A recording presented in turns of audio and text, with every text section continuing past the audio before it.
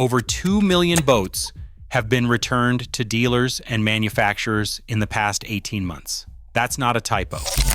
More than 2 million vessels were sent back, refunded, or abandoned mid-transaction. The marine industry is facing the largest wave of buyer rejections in its history. Boats that were ordered with deposits are being walked away from. Boats that were delivered are being returned within weeks. Contracts are being canceled at rates never seen before. Why are buyers suddenly refusing boats they begged dealers to find just 2 years ago? What shifted so dramatically that people would rather lose their deposits than take delivery? Stick around, because the answer involves something most boat shoppers never see coming until it's too late. Boat buying used to be simple. You walked into a dealership, picked a model, negotiated a price, and either paid cash or got a loan. The process took a few days or maybe a week. Financing was straightforward. Banks offered marine loans at 4 to 6% interest, with terms stretching 10 to 15 years. Buyers knew what they were getting into. Monthly payments were predictable. Insurance quotes came back reasonable. Registration and taxes were calculated upfront. There were no surprises after the sale.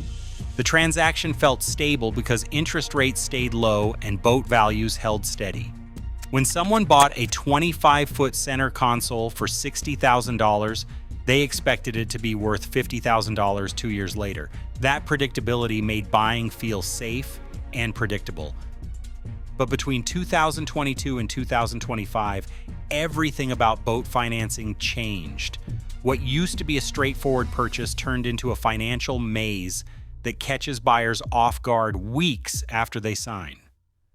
The shift started with interest rates.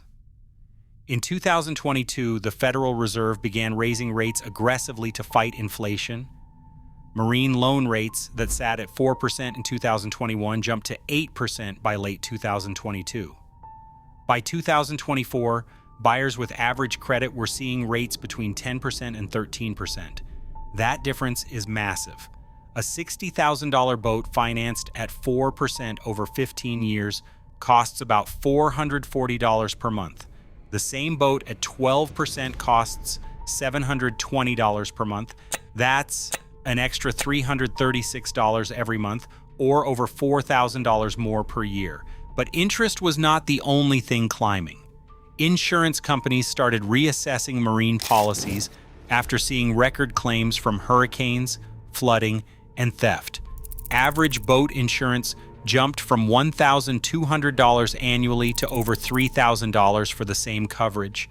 Registration fees increased in coastal states dealing with budget shortfalls. Fuel costs spiked. Marina slip fees rose 15% to 25% in popular areas. Suddenly, the true cost of boat ownership was 50% to 70% higher than it was 3 years earlier. Buyers who locked in orders during the pandemic boom had no idea what their actual monthly obligations would look like when delivery finally arrived. Consider a real situation that played out thousands of times across the country. A Florida buyer ordered a Sea Ray 30-footer in early 2023. He put down a $10,000 deposit. The agreed price was $95,000. At the time he was quoted a marine loan at 6% interest. His expected monthly payment was around $700. He could handle that. Fast forward 16 months to delivery day in mid-2024. Interest rates had climbed. His actual approved rate came back at 11%. His payment jumped to over $1,100 per month. Insurance quotes that he expected around $1,800 annually came back at $4,200. The marina he planned to use raised slip fees from $500 to $750 per month. His total monthly boat cost went from an expected $1,250 to over $2,300. That's an 84% increase from what he budgeted. He tried to back out, but the dealer demanded he honor the contract or lose his deposit. He took delivery. 3 weeks later, he returned the boat and demanded a refund, claiming the financing terms constituted a material change to the deal. Cases like this exploded across every coastal market. Buyers felt blindsided by costs that nobody explained clearly during the order process. The pandemic created an artificial surge in boat demand. Dealerships could not keep inventory. Manufacturers ran multi-month backlogs. Buyers placed orders without test drives and paid over sticker price just to secure a spot in line. Dealers encouraged customers to lock in orders early with deposits ranging from 5 to 20%. The message was always the same: prices are going up, order now or miss out. Between 2020 and 2022, boat manufacturers increased production by 38%.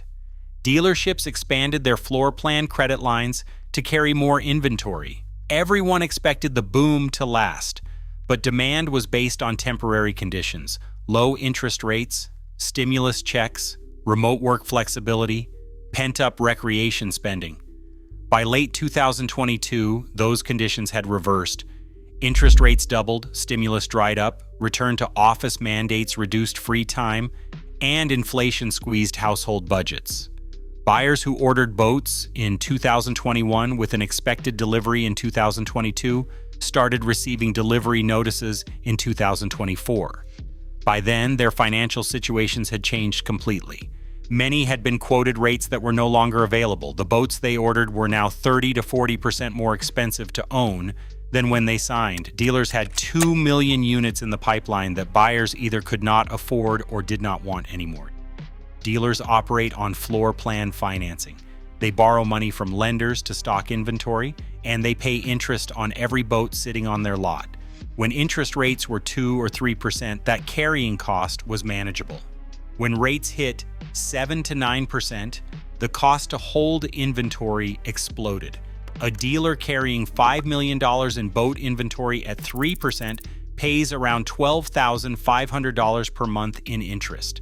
At 8%, that jumps to $33,000 per month. Dealers started panicking. They needed to move boats fast, but buyers were backing out or demanding refunds. Boats that sat for 4 months became aged inventory, requiring even steeper discounts to sell.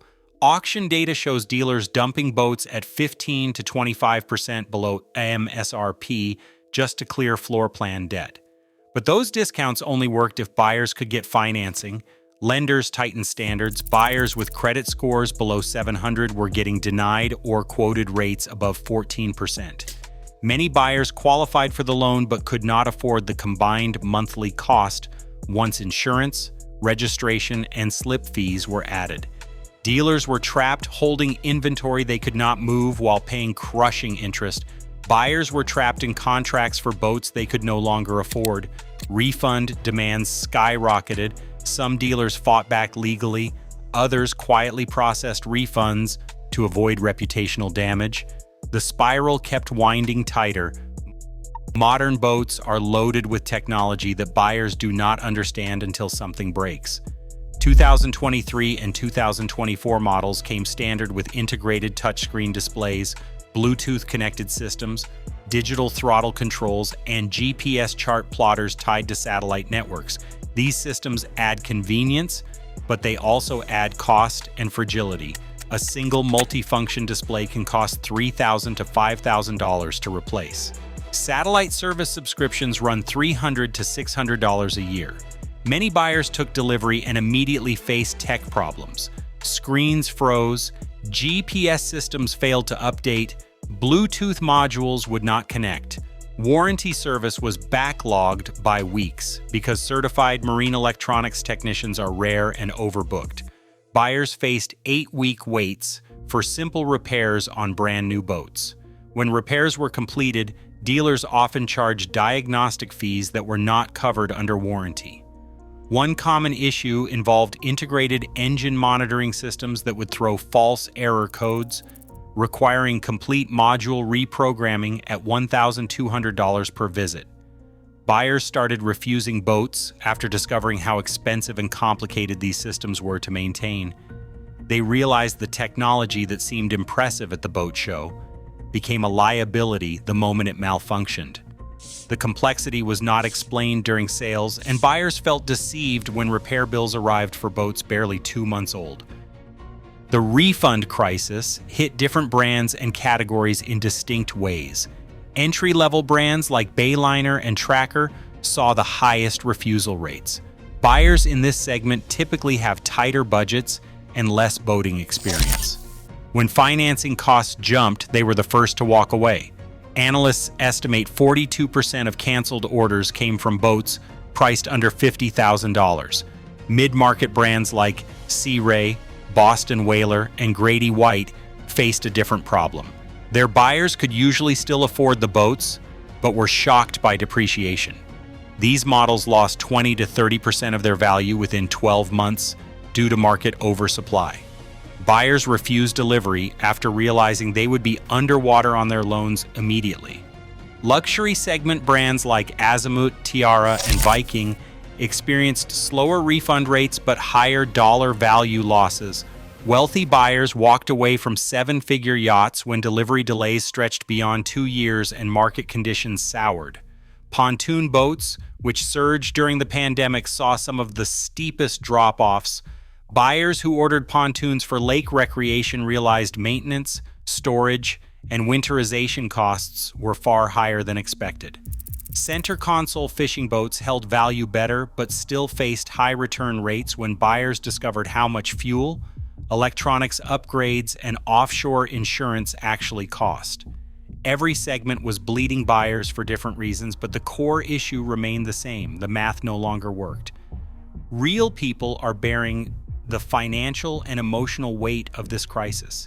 Take a Michigan family who ordered a pontoon boat in 2022 for $38,000. They saved for 2 years and planned summer weekends on the lake with their kids.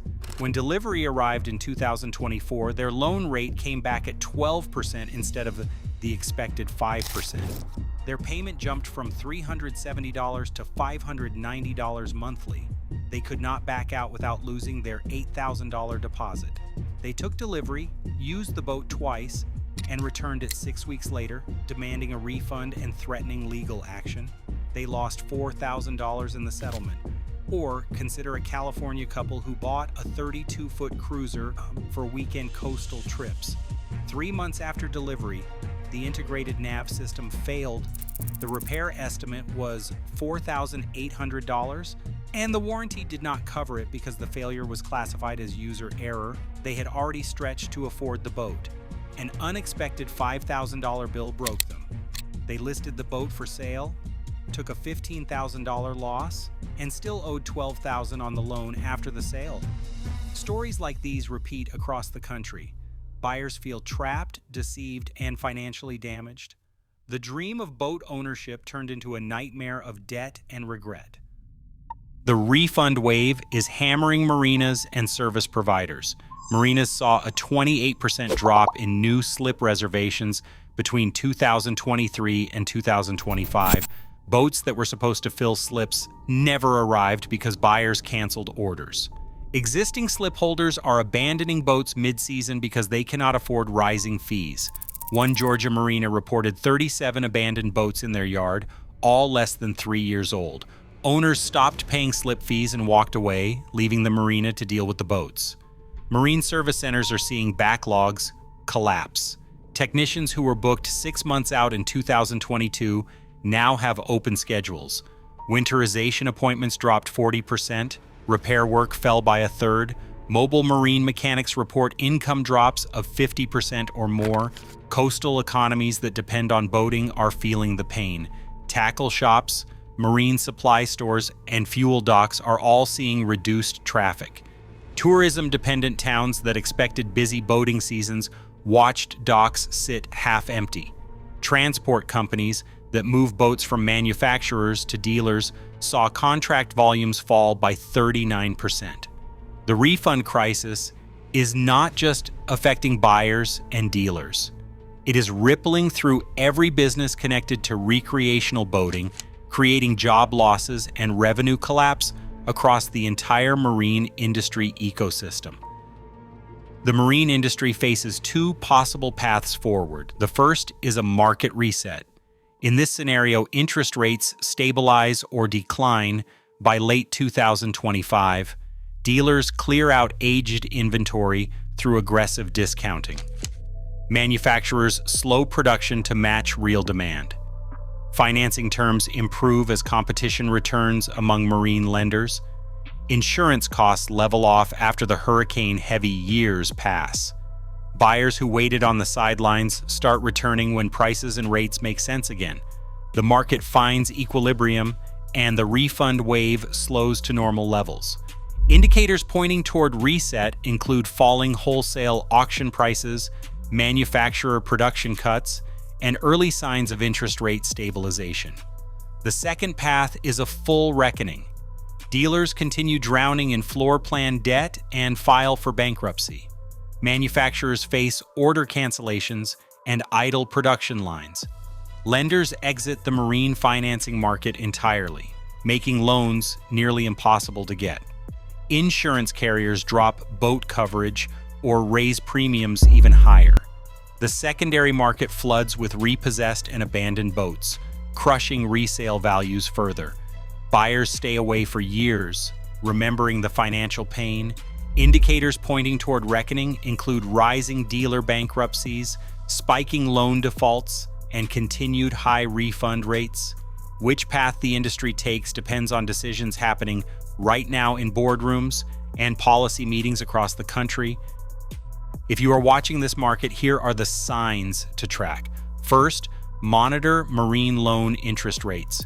If rates drop below 8% for qualified buyers, financing pressure eases and the market stabilizes. Second, watch dealer inventory aging reports. If the average boat sits on a lot for fewer than 90 days, demand is returning. If aging stretches past 180 days, the crisis is deepening. Third, track auction prices. When wholesale boat auction prices rise for 3 consecutive months, it signals dealer confidence is returning. Fourth, check insurance rate trends. If marine insurance premiums stop climbing or decrease, ownership costs become manageable again. Fifth, watch manufacturer production numbers. If builders cut production by 20% or more, they are accepting the new reality and adjusting supply. Sixth, monitor refund and return rates from major dealers. If refunds drop below 5% of transactions, the worst is over. Seventh, pay attention to marina occupancy rates. If slips fill back up to 85% capacity, buyers are committing again. These signals will tell you whether the industry is heading toward recovery or collapse. Right now, most indicators point toward continued pain, but conditions can shift quickly if interest rates cooperate and dealers get aggressive about clearing inventory. Picture a marina at sunrise. Rows of boats sit silent at the docks, their covers pulled tight against the morning dew. Some of these boats will leave with happy owners today. Others will sit unclaimed, tagged for repossession or return. The marine industry built itself on the dream of freedom on the water, but that dream became unaffordable for millions. 2 million boats sent back represents 2 million broken promises and financial miscalculations. The question isn't whether the market will recover. It will. Markets always do. The question is how many dealers, manufacturers, and buyers will survive the correction. If you're in the market, wait for the signals. If you're already in, understand what you're facing. And if you're just watching, remember that every boom carries the seeds of its own bust. The marine industry is learning that lesson the hard way. If this breakdown helped you understand what's really happening in the boat market, hit subscribe. We are tracking every wave of this crisis as it unfolds.